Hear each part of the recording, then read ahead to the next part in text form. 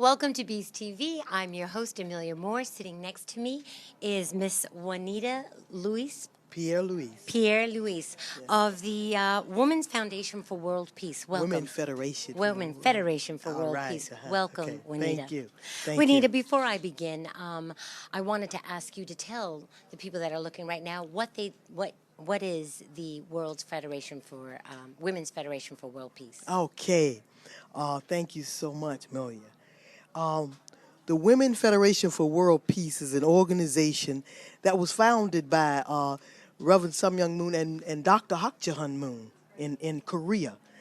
And it started because Reverend Moon felt that women need a voice right now. And he proclaimed that this is the era of women. Yes. This is when women will take the lead, and that we will work side by side with the men of this world and with our brothers. Exactly. And we will be making decisions, and we'll be decision makers along with our brothers. Excellent. You know, I was marveled at the mission, and I just want to read it real quickly. Okay, The please. mission for everyone is women working together to establish a culture of heart in the family, community, nation, and world in order to achieve genuine and sustainable peace under God. Now, Amen. my question to you is, as a board member and also vice president, how do you indoctrinate that mission within your everyday life? Within my everyday life, because I know that God is first Yes. in my everyday life, I, in service and in love and compassion with other women, help to resolve problems that the family face, and that in men and women organizations, we feel, in men and women relationships, we feel that there should be no struggle. Absolutely. There should be no struggle. We should not be competitive as far as men and women are concerned, because men have a role under God and women have their role under God. True. But because we are not one with God and we do not understand God's plan for our life and for this world, then we are competitive. Exactly. We argue, we fuss, we fight. Now, do you find that it should be more of a compassionate side in that understanding, you know, because not very many people, unfortunately, have God in their life. But if we were to make this for the general public, you know, for those that are believers and non-believers, it's that compassion and that understanding for each other and what we can contribute to the union and to the society as a whole, understanding what our individual roles are.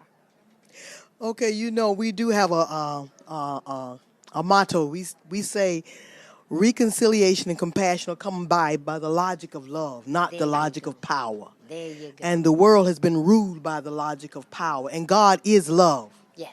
So even if you are not a churchgoer, or if you say you don't believe in a higher power, then there's a conscientious side of people that understands that we have to live together, and that there is something in the heart and mind that must unite in order for us to live together with God, Ain't that with the the higher truth? force. Ain't that the truth? Speaking the truth. Now, this is the 4th annual Women in the World Conference.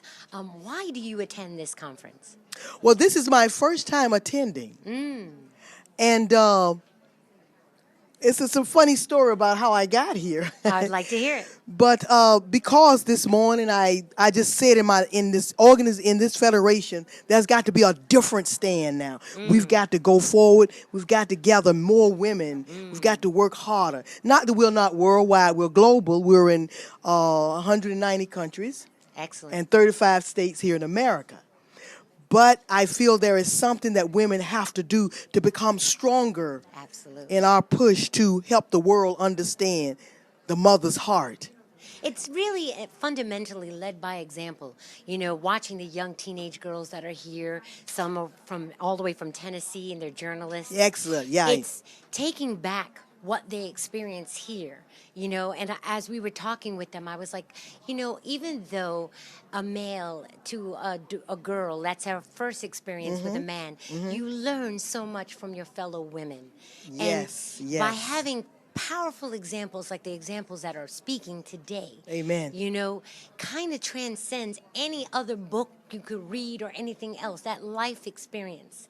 So here I want to ask you, if what is the most pressing issue that you feel right now that you need to actually reach out to others and have them embrace?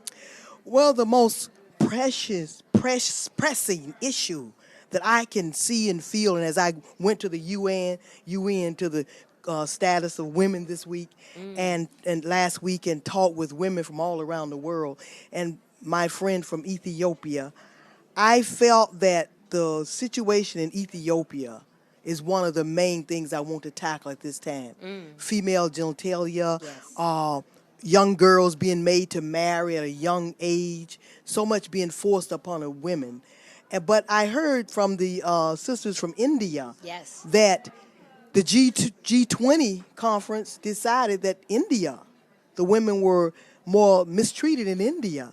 But I thought it was Africa, of course, but it's more mistreatment is in India. And as a journalist, I think the thing that I found is that it's universal. Until we Amen. can understand That's the true. value of a woman, That's the true. value of what we contribute to society as a whole, not just a pretty face or a pretty body, you know, but more of a mind. Amen. And you know, I always tell everybody, if you change the nurture, you'll eventually change the nature. And so that's the challenge to everybody out here. Really challenge yourself to whatever you don't see as a woman. Change the nature of it. Speak up on it. Be the voice of the voiceless. When you see injustice, anything dealing with anyone, and particularly women, speak up. Is there any last word of advice or encouragement that you would like to give? Because I know we're pretty much running out of our time. Yes. Well, just the advice for men and for women that if we don't work together now, we don't find respect and a common understanding of the male and the female aspect of God in working together, the principles why God created man and woman to be fruitful, to multiply, and take dominion of this earth. If we don't understand those points and put them into practice, then we are bound for a kind of destiny that we don't want this world to go into or our children to see or be in. So true. And just to let them know that when we say amen, it's a woman too. That's right. And one last word that I'd like to sign off on, it's so eloquently put by Miss Hillary Clinton, is that, you know, women's rights is really human rights.